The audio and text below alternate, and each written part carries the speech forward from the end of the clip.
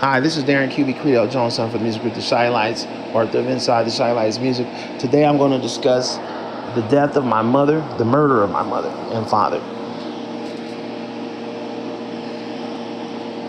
We're going to start with Brunswick Records. Brunswick Records has a long history. My father's a record label from the Shy Lights and Jackie Wilson's label. They have a long history of abusing black artists like Billie Holiday, Louis Armstrong, Jackie Wilson, Ellis Fitzgerald, Duke Ellington, Barbara Acklin, etc. These artists have met their demise in a very peculiar and strange way. Most of them have died in poverty and in destitution after huge amounts of life insurance policies were placed on their lives right before the deaths of these artists like Billie Holiday, my father, Creedell Jones, and other black entertainers like Jackie Wilson. Now, I went to the FBI myself to try to get an investigation on Brunswick Records way before my mother died and after she died. Brunswick Records became under investigation by the Federal Bureau of Investigations as well as by the U.S. Treasury Division, IRS Criminal Investigation Division in 2000. They also went under FBI investigation as well in that same year of 2000. Marshall was arrested following this investigation, and he also was served a year in prison behind this investigation by the FBI. He also wound up being reinvestigated, as I said, by the IRS Criminal Investigation Unit, where they froze both his account and Brunswick Records CEO Paul Trainapole's account. Paul Trainapole fled to Florida. He fled to Florida when the IRS criminal investigations got involved. He basically fled to Florida in order to protect himself from being investigated by the IRS. He thought he would have immunity in Florida from the IRS Criminal Investigation Unit. So he moved there for several years until the investigation blew over, and then he moved back to New York.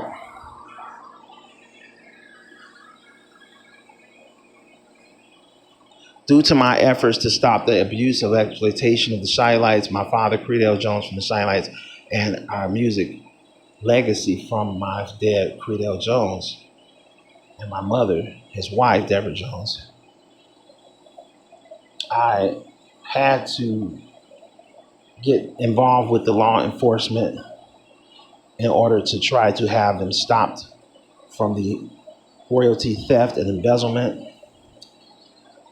Prior to that, I tried to do a deal with my mother and tried to get her to sell the catalog rights that we owned from my father, Creedell Jones, music from the Shy Lights, in order to get out of the clutches of this organized crime record label, Brunswick Records, who has been in business with the New Jersey crime family, the DeCalavani crime family, Chicago crime family, and some of the New York crime family.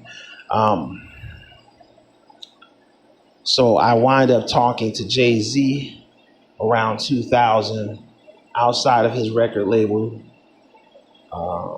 Rockefeller Records, and asking and giving him a business proposal that I had already typed up, which was supposed to go to Russell Simmons, but Russell Simmons I could not get a hold of Russell Simmons, so I took advantage of the fact Jay-Z had came outside, I don't know, maybe to talk to me, I don't know, because I'm not sure if Russell Simmons' security told Jay-Z that I was outside or not. But he came walking up with Damon Dash and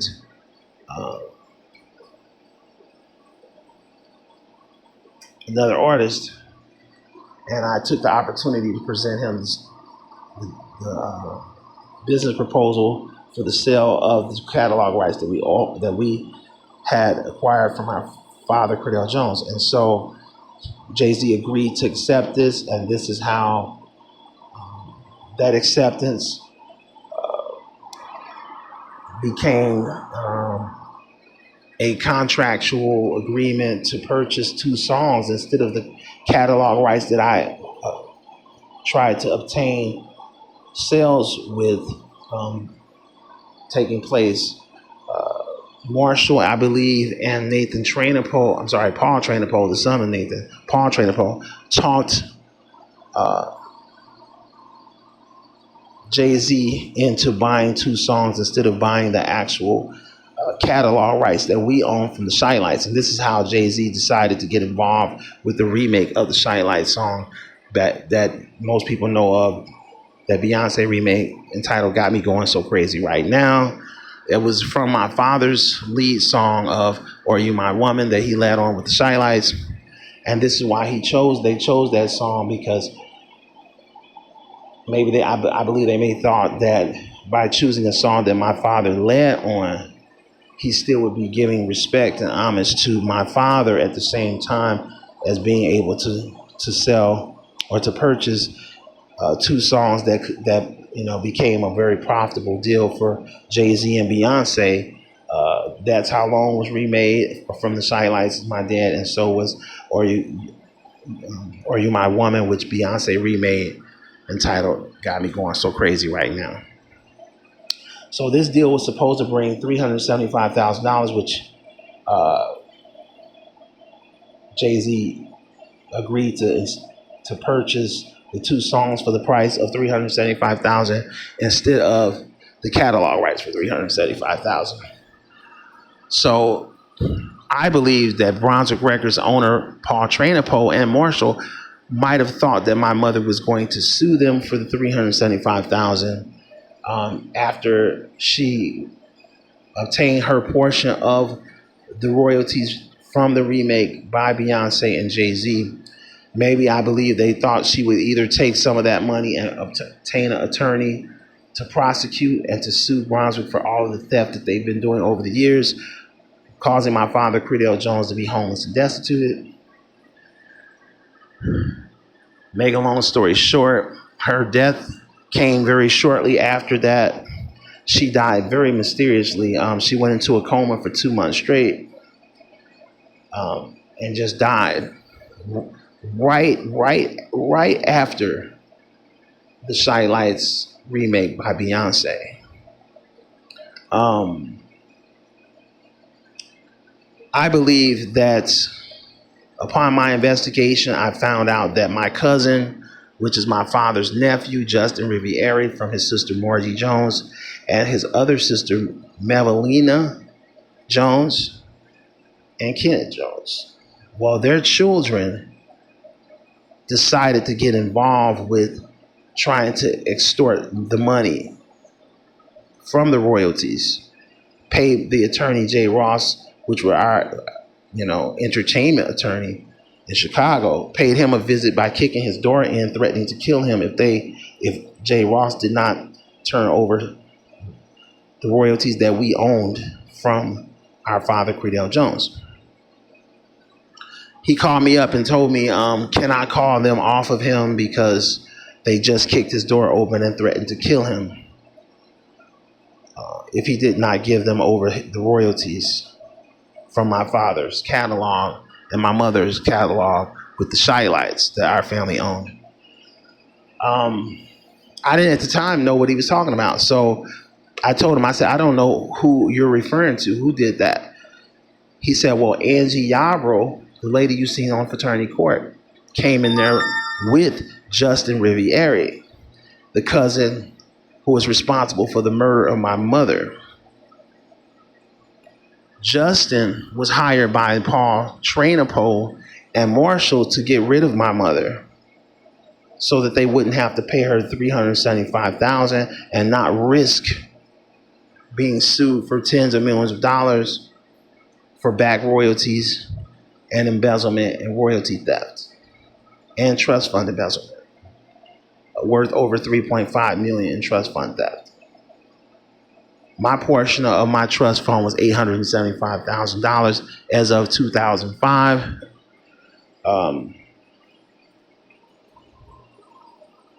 I found that out after the IRS criminal investigation froze Marshall Thompson's bank account, and I went into Bank of America to establish my own account, and they, showed me on their own computer systems that my trust fund was 875,000, and that I already had an account there.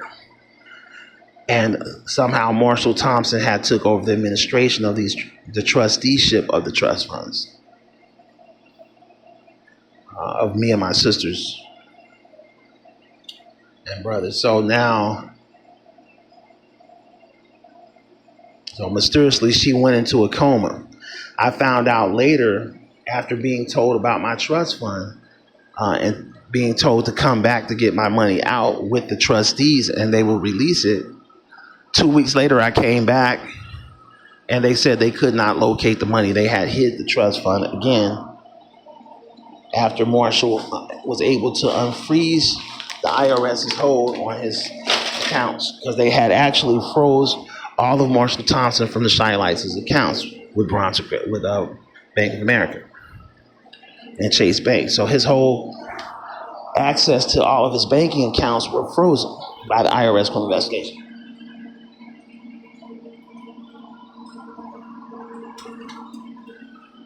So after I was told about my trust fund, I began to become gang stock myself.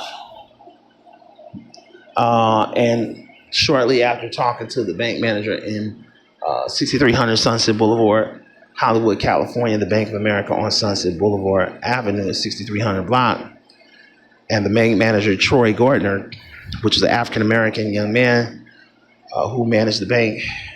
Shortly after he disclosed my account's existence and the amount of money that was in my account, 875,000, I became gang stalked and followed around by Justin Riviera, his sister, and his sisters and brothers. I had to use services from a place called the Path of Life Ministries. I went there to try to get assistance with an attorney and legal aid help to acquire an attorney to locate my trust fund. I also tried to talk to other celebrities to try to get assistance in getting attorneys to locate my trust fund, okay? It is when I went to that organization, Path of Life Ministries in Riverside, California, that I was followed directly by Justin Riviera and his sisters and brothers.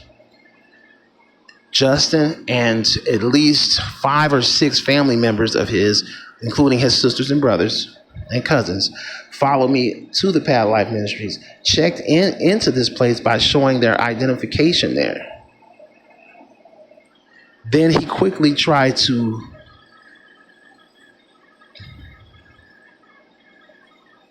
coerce me into conversating with him without letting me know who he was or what his intentions were. When I could tell he was related to my father because he looked very similar to my father's family members. So I said, "Do you know somebody named Credell Jones?" He says, "Yeah, that's my uncle." I said, "Wow, is your mother Margie Jones or Mevelina Jones?" Because both of those are my sisters or my father's sisters. And he said, "My mom is named Margie Jones." He didn't even want to say her full name. He said, "My mom is named, her name begins with an M." This is what he said. Her name begins with a M. Didn't even want to say her full name. Probably thinking I did not know his mother's name, Margie Jones. His sister walked up and said, "Justin, don't tell him anymore. Don't tell him anymore." And they walked off. And then the next thing I know, I heard her tell him, "You're going to have to leave, Justin. You told him too much. You're going to have to leave." So he left. And one of his sisters wound up getting arrested there as well for misconduct and animal abuse, actually. I think she was mentally unstable, but she was abusing an animal while she was there, and they called the police and arrested her. So there's psychological problems involved in this as well. And so I wind up moving back to my house in Detroit. And when I went back to my house, I was followed again. Well, let me stop there. I also went to San Francisco because I was told by the Bank of America that the headquarters of the record division of Bank of America in California is located in San Francisco, California. So I made my way to San Francisco in order to get a asset investigation, account investigation into my trust fund. So I wound up getting set up while there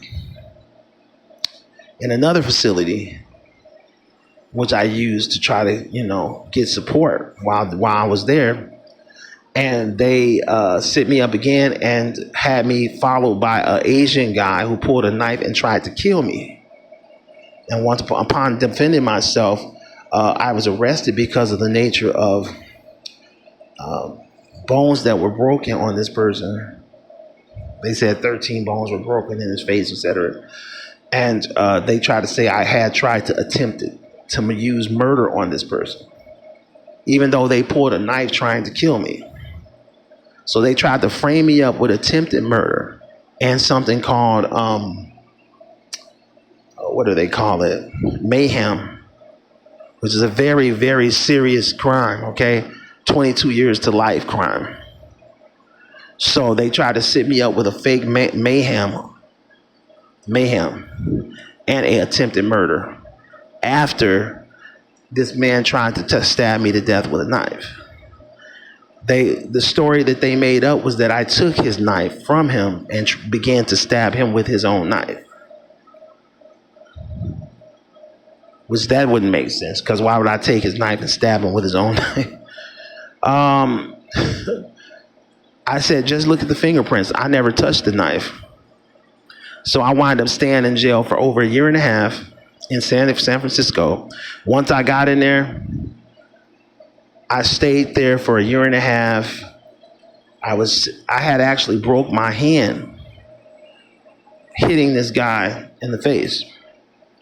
He moved when I threw him on the ground. He moved right when I punched him in the face, and I cracked my hand against the actual concrete of the ground. And then I hit him because I had a busted hand, broken hand. So I began to continue to hit him because I only hit him 5 times. 5 times, that's it. But it was enough to break 13 bones in his face, unless they exaggerated and he didn't have 13 bones, bro. I don't know. That's what the claim that they stated was.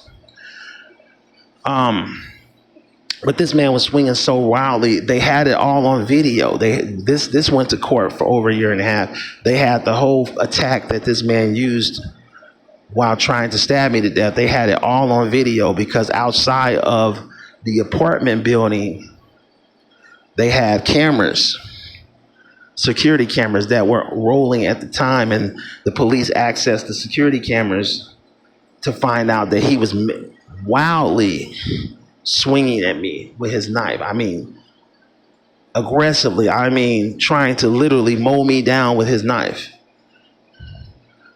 And come to find out, this guy had also attacked another black guy and cut him from his wrist all the way to his elbow. And he required over 250 stitches to his arm from the attack of this guy to this black guy that he also attacked. So I was lucky that he did not cut me or stab me to death. I wound up staying a year and a half in jail. By the time I got out, my house that I purchased in Detroit had been sold. After I put 50% down on the house to hold it, I was set up into a new house, which was in a drug-infested prostitution street named Edgeville. I believe Justin and Brunswick Records set me up in there. It was a dead-end street, fully controlled by drug dealers and prostitutes, and organized crime fully controlled the whole block in Detroit. And so when I got there, first thing I noticed is the drug dealers on the corner. Second thing I noticed is the prostitutes on the corner. Third thing I noticed is that they were watching me. And when I went there, the house had already been wired with cameras and microphones all throughout the house. But I didn't find that out until about 6 months, 8 months, maybe a year after I moved in.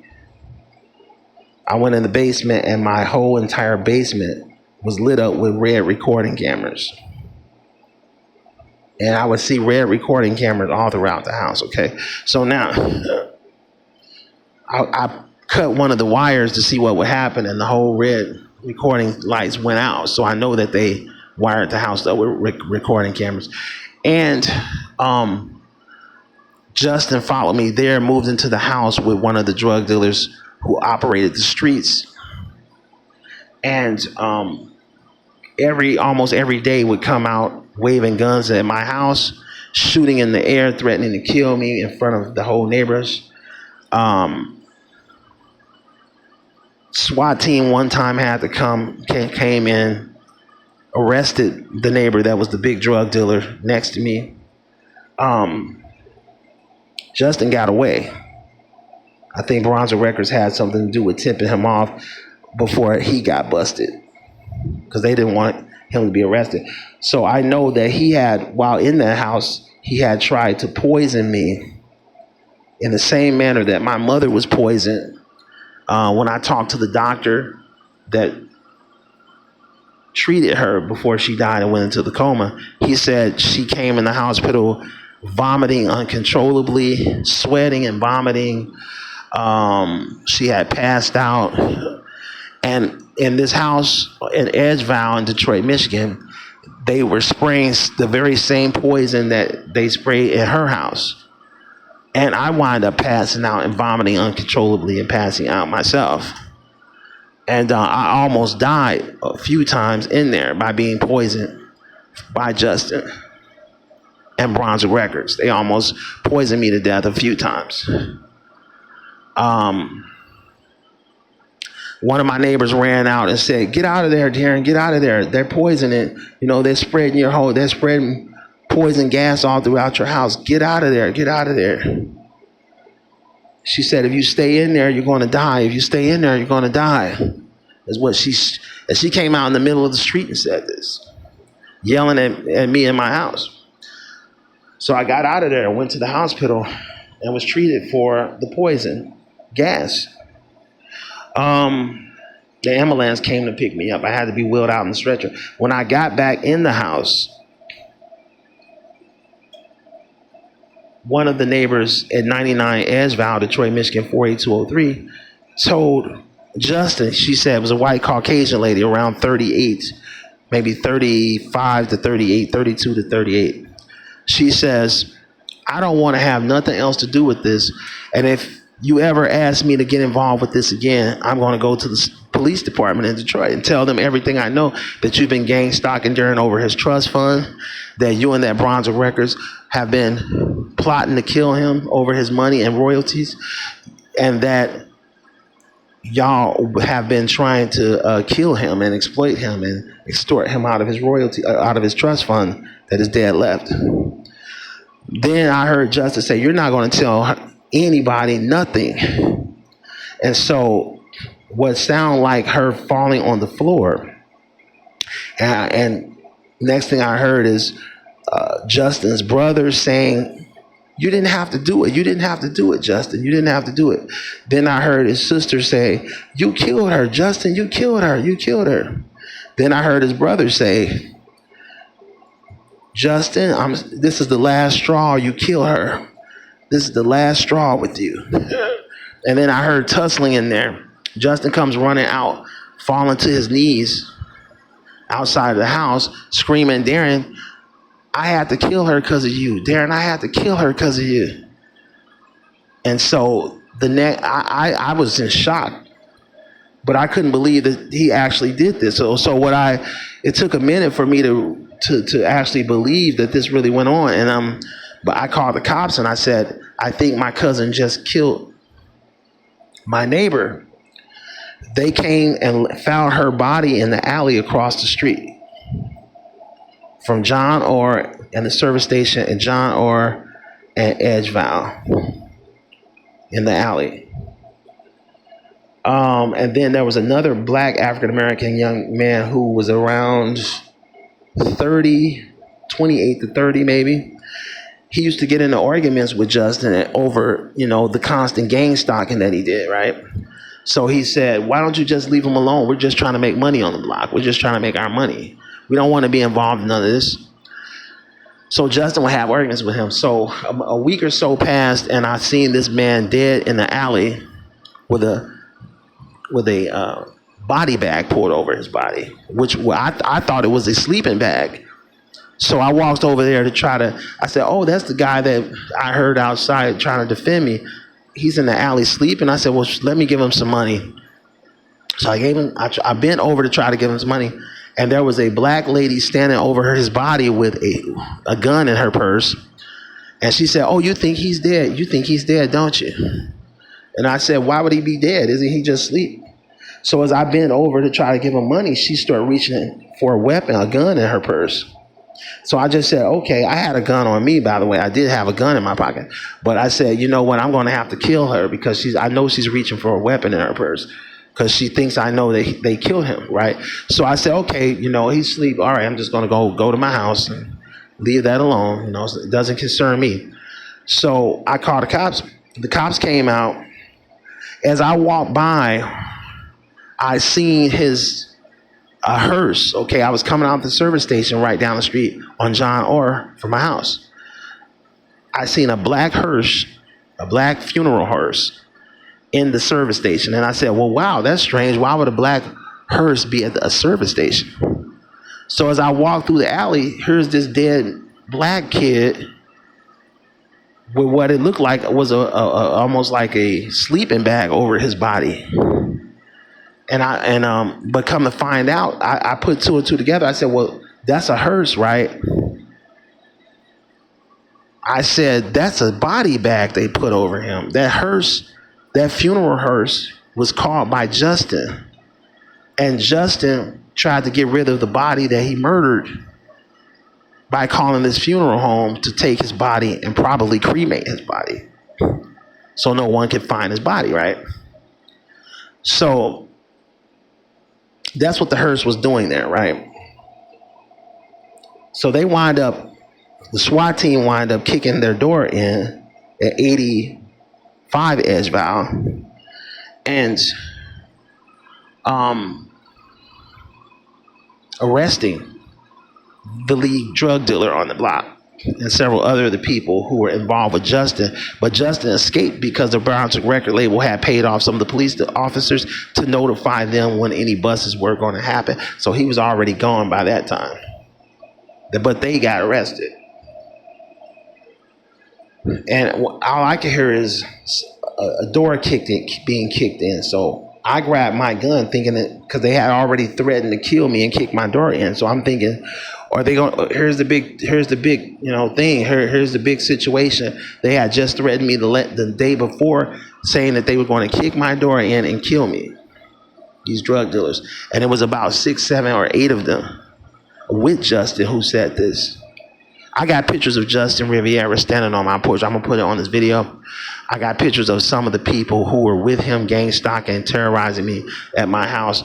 Why would Justin be standing on my porch if he wasn't gang stalking me? I got pictures. I'm gonna put that on here. So to make a long story short, I grabbed my gun and accidentally it went off because it was a certain type of gun that didn't have a safety on it, and it went off. So the police that were busting my neighbor at 85 Edgeval thought I was shooting at them.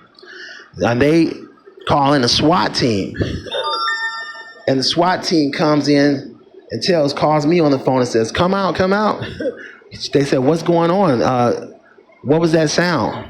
I said, oh, my gun went off when I thought they were kicking my door in trying to hurt me or kill me. So I grabbed my weapon and it went off. So they got me out of my house. It was about 50 police officers there, 60 police officers. And they pretended like they thought I was shooting at them. So then they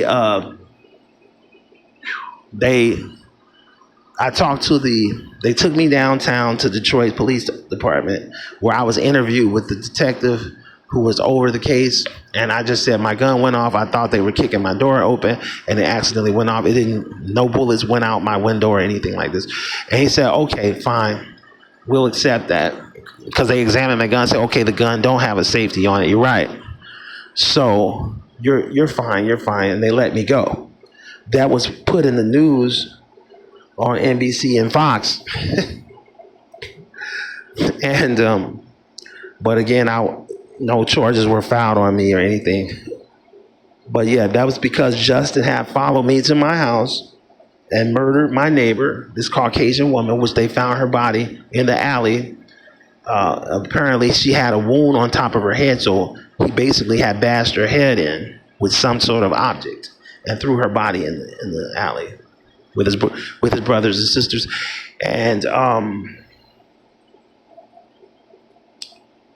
yeah, so I moved out of there shortly after that, bought another house in Flint, Michigan, and Justin followed me to the Flint, Michigan house, which was a duplex that I owned. He tried to literally hide inside of my basement, and I would have to go back and forth up and down the house, inspecting the house to make sure he did not hide in it. This is a complete crazy psychopath, Justin Riviere, and his sisters and brothers. His mother, Margie Jones, also was responsible for the kidnapping of me and my sister Trinell and myself at the age of 7 and 8, where his mother had held us for $500,000 ransom following the revenues that my dad got from his world tour concert in 1983-84 from the Sidelights, which was over $5 to $6 million. And he put $250,000 in each account. He gave me $300,000 because I was his only son by my mother, and my two sisters were given $250,000 each. My aunt, his sister Margie Jones, found out about this. I believe Marshall Thompson tipped her off about it, and they plotted on a way of getting the $500,000 out by kidnapping me and my sister. And FBI was called in on this as well, and to negotiate it, and we were let go after my sister was brutally raped by Margie Jones, the mother of Justin Riviere, and her brother named Kenneth Jones, who was also involved in the rape and the kidnapping. So Bronzo Records is no doubt responsible for the death of my mother, the mysterious coma that she had, the death of my mother, and also the death of my father, who died homeless and mysteriously. I believe they both were killed for the life insurance, for the royalties that they owned from the Sidelights, for the trustee control over the $3.5 million in trust funds that Marshall stole and forged, as well as my Aunt Regina, who he paid to break in the house and steal the trusteeship documents and erase my mother and father's name and put his name and her name in place of theirs, so that they could take over the trusteeship, which is why when I went to Bank of America, they could not find, there was no record of my mother and father still being trustees over it because they had forged their names on it. So Brunswick Records have wound it up under FBI investigation in 2000 to 2005. And also they got back under IRS criminal investigation in 2001 to 2005. Again, Paul Traynapole fled to Florida to escape the IRS criminal investigation prosecution of him involving royalty theft, extortion, and royalties and trust fund theft, embezzlement. So since then, I've been under gang stalking by Justin Riviere and his sisters and brothers. I'm living in Aurora, Minnesota, outside of Minneapolis, and St. Paul, Minnesota, and Bloomington, Minnesota. I am still being followed by Justin, who's hiding above my apartment and constantly gang stalking and harassing me. They have sprayed the similar poisons in this apartment, causing me to obtain serious arthritis. I am almost unable to move without a walker or a chair to help balance me up. I'm probably going to have to go to the hospital. I tried to order pain medication, and I just ordered some more. new therapy of pain medication, but they are flooding this apartment with that type of whatever poison that they use to do this, causing severe nerve damage and arthritis from that nerve damage.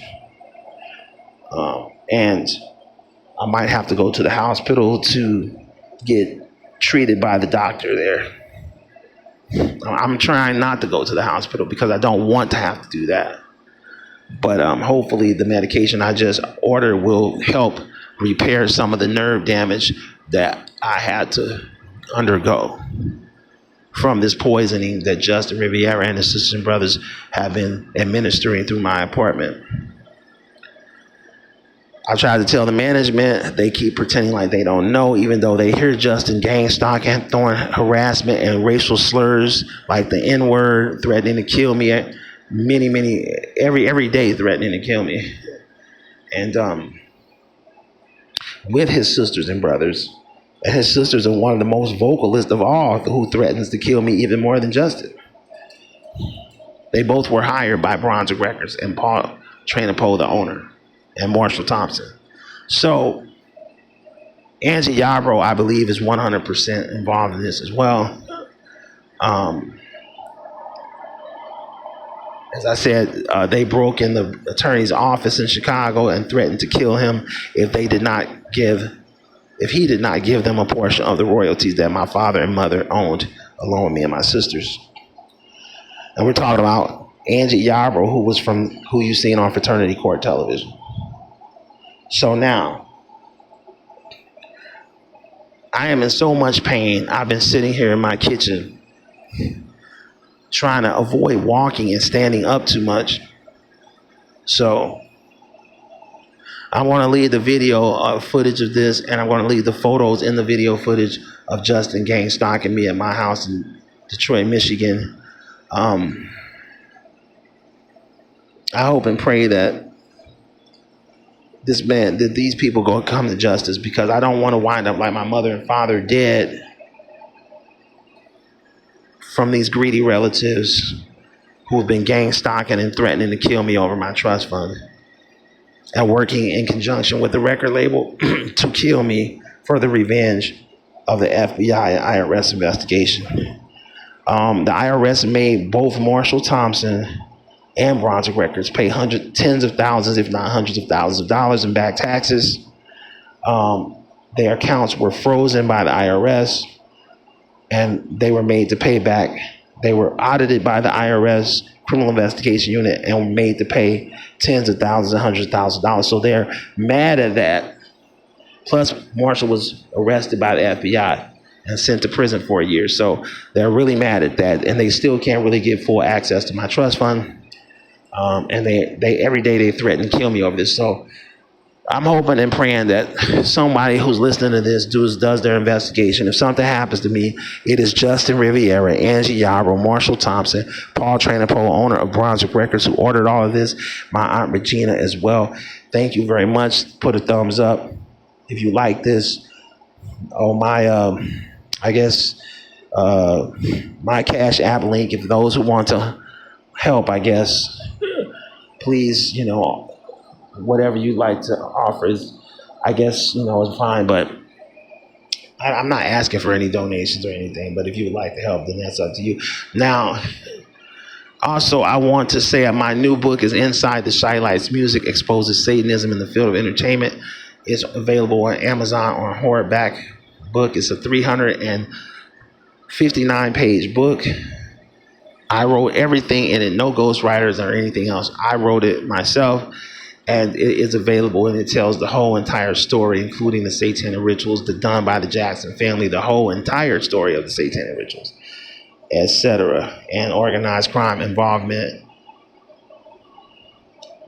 and family betrayal in full entirety. So thank you very much. Give this a thumbs up. Check out my book on Amazon.com, Inside the Shy Lights Music Exposes. This is the new book. You will see Michael Jackson on the cover of this book. I and Michael Jackson am on the cover of the book, and Angie Yarbrough. So you will see this on Amazon. It's called Inside the Shite Music Exposes Satanism in the Field of Entertainment. Thank you. Give this a thumbs up. And please give me a book review if you like it. If you don't like it, still give me a book review. And leave your comments and questions here. Maybe people can learn from this. Thank you. And pray for me if you can.